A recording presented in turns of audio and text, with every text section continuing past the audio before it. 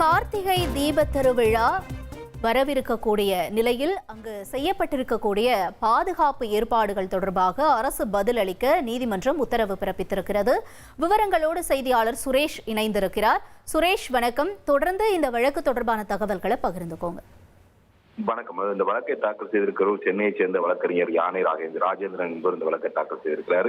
அவர் தன்னுடைய மனுவில் டிசம்பர் 3ஆம் தேதி நடைபெற இருக்கக்கூடிய கார்த்திகை தீபத்தை முன்னிட்டு திருவண்ணாமலை அருணாச்சலேஸ்வரர் கோயிலுக்கு லட்சக்கணக்கான பக்தர்கள் திரள்வார்கள் என்பதால் நெரிசல் சம்பவங்களை தடுப்பதற்கு நடவடிக்கை எடுக்க வேண்டும், அதே போல போதுமான அடிப்படை வசதிகளை ஏற்படுத்தி கொடுக்க வேண்டும் என்று அந்த மனுவில் கேட்டுக் கொண்டிருக்கிறார்.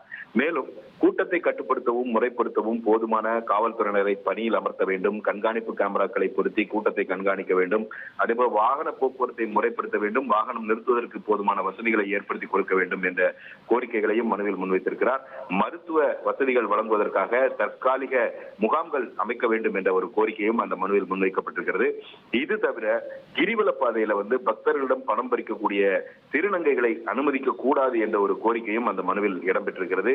போலி சாமியார்கள் மாற்றுத்திறனாளிகளையும் இந்த கிரிவல பாதையில் அனுமதிக்க கூடாது, அந்த கிரிவல பாதையில் கடைகள் அமைக்க அனுமதிக்க கூடாது என்ற கோரிக்கையும் மனுவில் முன்வைக்கப்பட்டிருக்கிறது. கோவிலில் மேற்கொள்ளப்பட்டுள்ள இந்த பாதுகாப்பு நடவடிக்கைகள் குறித்து, தீபத்தை முன்னிட்டு மேற்கொள்ளப்பட்டுள்ள பாதுகாப்பு நடவடிக்கைகள் குறித்து அறிக்கை தாக்கல் செய்ய மாவட்ட நிர்வாகத்திற்கு உத்தரவு வேண்டும் என்ற ஒரு பிரதான கோரிக்கையும் மனுவில் முன்வைக்கப்பட்டிருக்கிறது.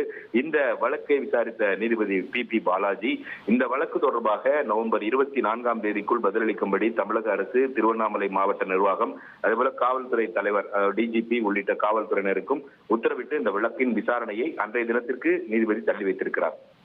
தகவல்களுக்கு நன்றி சுரேஷ்.